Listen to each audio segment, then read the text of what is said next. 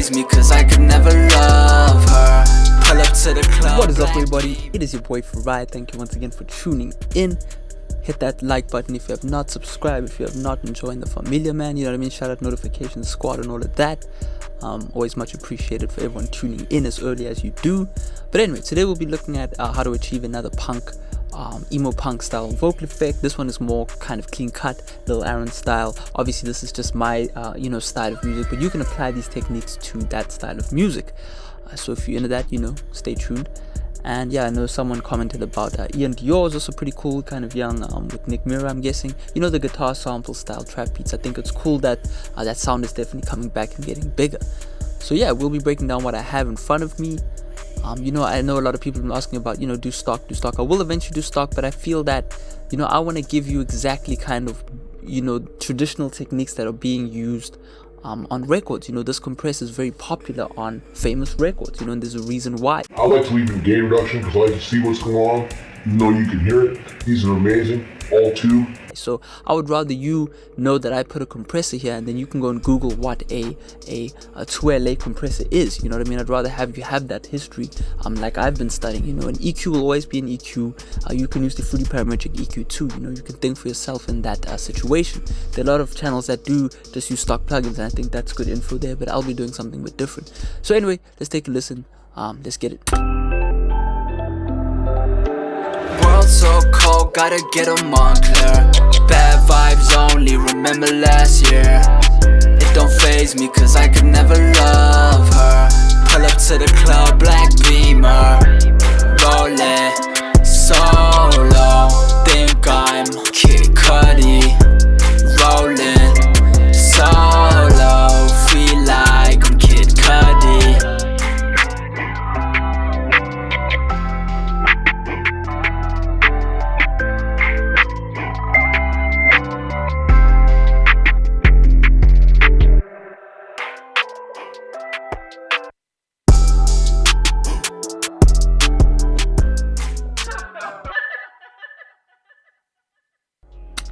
So there you go, that's pretty much the example we'll be working with today. So if you like the sound, stick around. I'll be breaking down all those tips and tricks. So yeah, obviously firstly we'll break down the layout of what we have. We've got a beat, we've got a main vocal, and then our punk doubler, or just a doubler in that case. I just decided to mute the ad-lib, wasn't really needed to get that traditional sound. So we've got our main vocal, which I'll play. That's just the main vocal itself. I'll solo that. World so cold, gotta get them on clear. Bad vibes only, remember last year. Pretty cool, standardized vocal. And then what we have is our doubler, right? Yeah, world so cold, gotta get them on clear. Bad vibes only, remember last year. It don't faze me cause I could never love her. Pull up to the club, black beamer. So there you go, those are the two vocals which we'll be working with today, as well as all the other little bits and pieces. But that's pretty much the meat and potatoes of what we have going on. Now obviously on this doubler I've got a lot going on, but you could keep it simple. Essentially, if I can summarize this, we've got a really hardcore compressor going on, distortion into a EQ just to kind of make it sit under the main vocal. As you can see, I'm kind of dipping away this area right here, going into a phaser. I'll give this preset away for free because it is quite a cool little preset right there. And then going into like a telephone effect type thing. De-esser, just the de-esser. You could use the Maximus de-esser preset. All of these tools are available within FL. This is just what I use. Next thing we've got is a flangus, and then reverb into a stereo enhancer, which is obviously going to take long to load. Yeah, there you go. That's pretty much the stereo enhancer I'm using right there. You could use the stereo shaper as well. But yeah, so if I turn that off, if I just leave the auto tune on.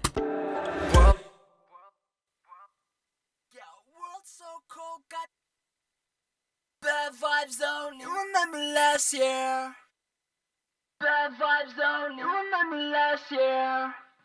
And what I did to kind of spread it out a little bit more is I actually centered towards a left and right, and then I delayed each one just so it doesn't phase that much.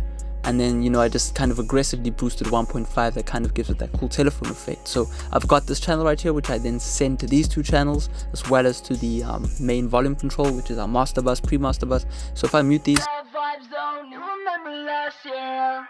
It don't faze me cause I could never love her. So there you go, that's all we got going on there. So yeah, that's pretty much that in the background. now what we have on our main vocal is and by the way, for anyone that is new to the template format, pretty much we've got this mic input. So I always advise people to create just a bare channel. You just need to create a bare channel called mic input. Just say you just open up a new template, and then you can hold in the control. So just look over here in the shortcut tab, control, you want to hold in, and then left click, and then that is just going to send your mic input towards this channel right here, to a new channel, and then that's where you could have your auto tune. You know what I mean? So that essentially is what I'm doing on this side. I've just got my mic input, right, which I'll add my microphone to so I can hear myself going into either the main vocal so I can record my main vocals, or go into the doubler so I can sing into that doubler channel. That allows us to record with no effects, but be able to listen to all these effects in real time without actually recording them onto the waveform itself. Otherwise we can't undo something we might not like later. So yeah, so our main vocal, all I do is auto tune. These are the settings, they never really change. As I say, mess around with auto tune, whichever auto tune you have, just sing into it until you're getting the tones you want. It's really just up to you on how you're going to get those tones. Definitely sing into it with confidence. If you turn it off, it's not going to sound good, but if you get those kind of melodies right, you can pull a Young Thug and get some really cool results. But anyway, so main vocal, what I have, if I turn off all of the effects on the main vocal right here, so we'll just turn off everything. There you go. World so cold, gotta get a Montclair. Bad vibes only, remember last year. It don't faze me cause I could never love her. Pull up to the club, black Beamer. You know what I mean? There you go. So hopefully you check the level out right there. So just pay attention to the level again. You'll see we boosted slightly, but this time it's a lot more kind of present. World so cold, gotta get a Montclair. Bad vibes only, remember last year. It don't faze me cause I could never love her. So there you go. So now we'll break down the kind of effects we have. So as you saw earlier, we've got this EQ going on, and I really like using this EQ because I can visually show you guys and girls what I'm actually cutting out. So if we just do that again. World so cold, gotta get a Montclair. Bad vibes only, remember last. It don't faze me cause I could never love her. Pull up to the club, black. So all I'm really doing is cutting the bass. What I do right here is just boost a little bit. This is kind of the telephone effect area right here. So if you kind of want to get a bit more intelligence out of your vocal, you can really just aim around, I would say from around 1000 up to like 3000 is where you're going to get that real presence popping out your vocal. You don't want to go too overboard. As you can see, I'm only doing like half a dB boost. And then I'm just doing a bit of air boost right here at 14,000 Hertz. I think it's really essential to make sure that your recording setup is sounding good before starting your recordings. You know what I mean? That way you're going to get even better results when you start mixing. There's no point in working backwards. So what I mean by that is recording a really, bassy sounding vocal and then trying to spend the whole night trying to EQ out the bass out of your vocal. That's really a waste of time. So you want to concentrate on recording really high quality vocals as best as you can with the equipment you have. So learn the equipment that you have, learn the microphone and its limitations, and figure out workarounds. I'll link some videos in the description box so you can learn how to record. There's a cool technique from this kind of old guy that I have. It's called How to Record Vocals. You'll see it in the description box. But yeah, so yeah, the next thing I do is just de-essing. Now this is a cool little trick that I've learned using this RD-esser, and that is to pretty much just de-ess really heavily. So as you can see right here, I've got this threshold pulled all the way down, and you can just see how much it de-esses. Let's kind of go to a different part of the song. It don't faze me cause I could never love her. Pull up to the club, black Beamer, rollin'. It don't faze me cause I could never love her. It don't faze me cause I could never love her. And that's really just kissing, the really kind of aggressive parts. This is kind of the highest range, 16,000. I like doing that. So I try not to just record a really sibilant vocal, but rather record it as best as I can and then just slightly treat it. That's always a better approach. Next thing I do is just compression. Google search leveling amplifier if you want to find yourself a really cool old school style compressor. These have been really popular vocal compressors for many years. That's why I show this to you. And yeah, you just got a gain knob and then you got a peak reduction knob. Peak reduction really stands for how much compression, and then gain is just for how much volume you want to put into the compressor. compressor. So what's interesting about these compressors is that they have a certain circuit and tone to them. I mean, if you looked at a real hardware version of one of these, you'll see that the components at the back of this unit are like really large, you know, so pushing your vocal through something like this is really going to add some beef and character. I mean, if I turn it off, it don't faze me cause I could never love her. you know, it's kind of cool, but when I add this in, it just gets a lot more punchy and warm. It don't faze me cause I could never love her. Pull up to the club, black Beamer. You know what I mean? So there you go. Yeah. Do I have the other stuff muted? Yeah, there we go. Put it back. But yeah, so you know, after that I go into this Renaissance Axe. Now I got this tip from Drake's engineer Noah 40. I think there's an old article where he talked about using this on Drake's vocal on headlines. That's kind of how he got that vocal to really clip and stand out. So if I turn that off, you can hear. And I'll actually pull this up as well. This is an MV2 that I've been seeing a lot of people using lately on vocals. It's kind of coming back from the dead. It's a really old plugin, but essentially what this does is the low level pushes up the quiet parts of the vocal, so you can kind of get a really aggressive upfront sound. That's kind of punk sound to me. And then the high level is really just an RVox for those who know about the Waves RVox. So that's what I'm doing right there. If I turn off both these, you can hear the vocal gets a lot less crunchy. It don't faze me cause I could never love her. Pull up to the club, black Beamer. Rollin' solo. It don't faze me cause I could never love her. So that's kind of how we get that really kind of clippy sounding vocal. So yeah, that's really all I'm doing on that. In terms of compression, as you can see, these three are really compression elements right here. Let's also make that pink so you can see everything that is doing some sort of compression is in pink. A DS is essentially a multiband compressor just focused on a certain frequency. So yeah, next thing I do is a bit of Reverb. You know, I'm really sticking to plugins that are traditionally used in studios in this video, so it's kind of like a Waves video as well.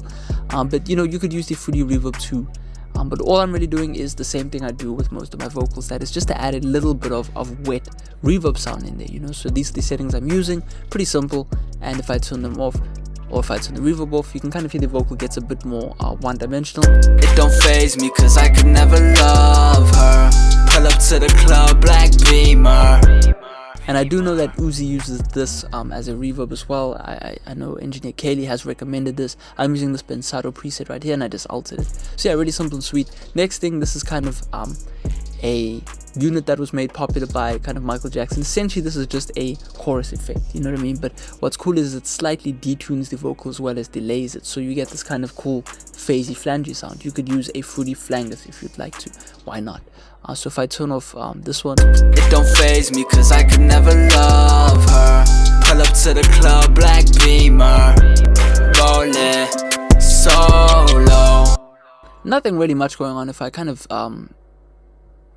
enable the mix knob a bit more, it don't faze me cause I could never love her. Pull up to the club, black Beamer. You know what I mean? Really cool. Next thing I do is just a bit of ensemble. I know a lot of people find it really hard to find this plugin. I was lucky enough to get this from a job I did. I got the Air Pack. But yeah, I think you have to buy the whole bundle, which is $99. But these are the effects that come with Pro Tools as well. So that's kind of why I got the VSTs. Really cool to have in FL Studio as well. So these essentially are just stock sounds that you can find in Pro Tools. But really cool addition. This is an Alex Tomei trick where he adds 4% of this exact preset. I know that was a popular preset he used on the Savage Mode tape he did for 21 Savage. So yeah, that's essentially what I have going on there. And yeah, I mean, you know, all two together. It don't faze me cause I could never love her. Pull up to the club, black Beamer. Rollin' solo. Think I'm Kid Cudi. Rollin'. So there you go. So as you can hear in the background there, we've got a few effects. Now I'll just quickly run through these so I don't go over 18 minutes. But we've got this lo-fi delay. I did have this on it, but I choose just not to use it. Essentially all this is doing is just a delay in the background sent from the main vocal. These are sends, our send section. Definitely Google search aux sends, AUX sends. Please read up about that, then you'll understand what we're doing with this section of the track.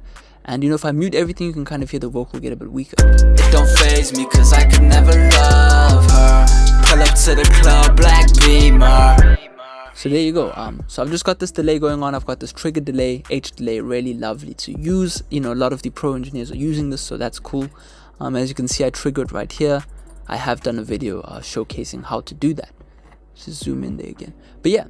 So the next thing I do, man, is pretty much some flanges. So I send the main vocal to this flange. Now I got this idea from Stefan Reed, who's another YouTuber who does a lot of cool vocal stuff and mixing and that kind of stuff. And essentially all I'm doing is, you know, because this is kind of a punk rap style, I'm using this Guitar 6. Essentially you could just use, you know, all the effects in FL, but this octave is really just kind of creating a detuned sound on the vocal.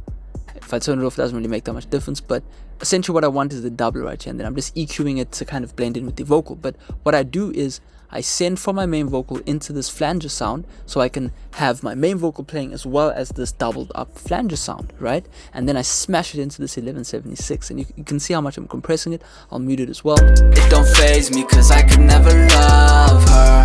Pull up to the club, black Beamer, rollin'. It don't faze me cause I could never love her. Pull up to the club, black Beamer.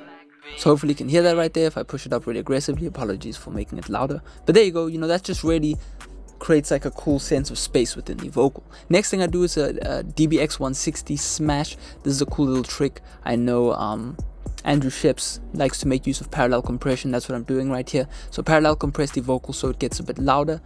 And I think I am doing the whole vocal bus. We will run through these because we have a bit of time as well on the vocal bus, but I send all of the vocals towards this 1176, and you can see how much I'm compressing it. It don't faze me cause I could never love her. Pull up to the club, black Beamer. That's kind of how I get that kind of round sound that sits behind the vocal. So yeah, that's pretty much it.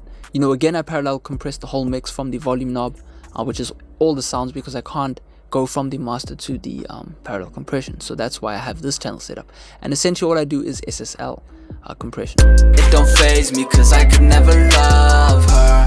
Pull up to the club, black Beamer, rollin', solo. So you can see how much volume we get when we use these plugins in parallel with our main elements. So in parallel really just means side by side, happening at the same time. So on a vocal bus, since we got about a minute left, all I'm doing is some mid-side EQ, really simple, just to kind of tuck away and boost certain parts on the stereo section of the track. Nothing on the mid section. Mid-side, I definitely recommend you to Google that. Don't want to make the video too long. On the vocal bus, I'm kind of sticking to this CLA. For those who know what CLA is, he mixes on an SSL console, like a mixing console, and he really likes to boost the top end on his vocals. So that's what I'm doing right there, is to kind of pop the vocal out a bit more, and then I'm de-essing all of the vocals just to make sure that they don't get too crazy in this kind of 8,000 hertz range. And then I just use an L1. There is a free alternative to this, the W1. Definitely recommend you to Google anything that you would like but cannot afford. There are always free alternatives to this. So that's pretty much all I'm doing in this video. Some cool secrets and all of that. If you learned something, hit that like button. Feel free to hit me up on Instagram if you have questions, and stay tuned for the next video. I'll see you. Peace out.